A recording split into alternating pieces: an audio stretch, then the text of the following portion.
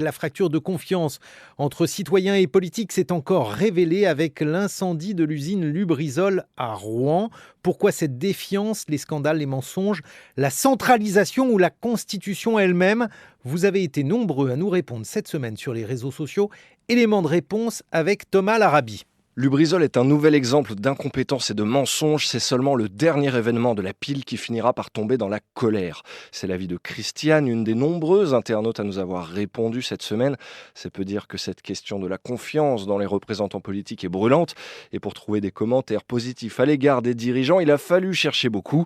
Cela n'étonne pas Martial Foucault, agrégé de sciences politiques et chercheur au CEVIPOF. Il a publié un baromètre de la confiance des Français en janvier dernier. La France est un pays qui occupe, je dirais, une place particulière en Europe, à savoir le pays pour lequel les citoyens ont le niveau de confiance le plus bas vis-à-vis de ses représentants politiques. Alors après, il faut regarder ça un petit peu plus profondément, c'est-à-dire qu'il y a une vraie différence entre les représentants nationaux et puis les représentants locaux. Aujourd'hui, je dirais que les maires sont plutôt préservés dans cet océan de défiance vis-à-vis du décideur public et tout ce qu'il représente. Un constat partagé avec bonheur par le maire de Guéret dans la Creuse, Michel Vernier. Moi, je disais toujours, les maires, ils sont à portée d'engueulade, mais voilà, c'est normal.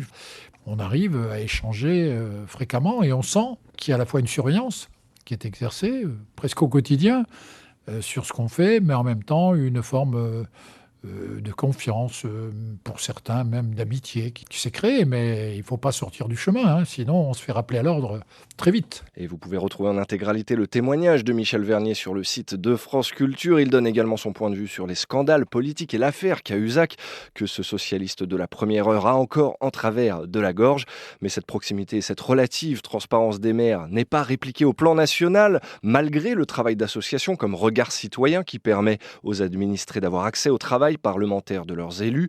Regard Citoyen qui réclame désormais une plus grande transparence du gouvernement. Vous pouvez les entendre également sur notre site.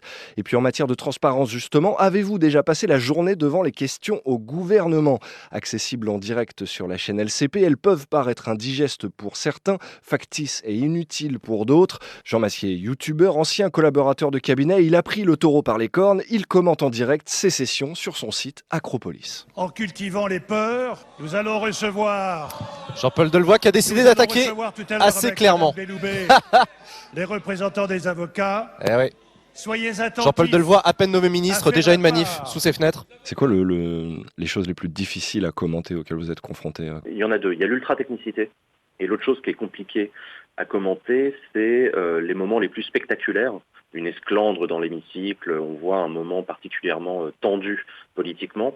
Et ça, c'est compliqué d'expliquer aux gens que derrière le caractère théâtral de ce qui est en train de se jouer sous nos yeux, il y a des questions politiques profondes. Mais pour d'autres auditeurs, nous ayant répondu, ces séances n'ont plus aucun intérêt. La perte de confiance n'est pas dans les hommes, mais bien dans les institutions. C'est également l'avis d'Alexandre Jardin, fondateur du mouvement citoyen Bleu Blanc Zèbre. La machine à faire du ressentiment et de la défiance, elle est permanente tant qu'on ne touche pas à ce logiciel hyper centralisé qui se fout complètement de la décision des citoyens. Le problème de fond est là. Et comme on n'a pas touché au système même, c'est-à-dire que les effets de système vont produire les mêmes effets. Et à un moment, on va se retrouver avec une révolte qui ne va plus être possible à contenir. Alors venez jeter un œil à ce hashtag sur le site de France Culture. On y parle également RIC, réécriture de la Constitution, communication excessive ou encore connivence des médias. Une liste fournie mais non exhaustive des raisons de la défiance populaire envers leurs dirigeants politiques. Une défiance pas si récente finalement. Je vous ai compris. Personne n'a compris ce que De Gaulle a compris.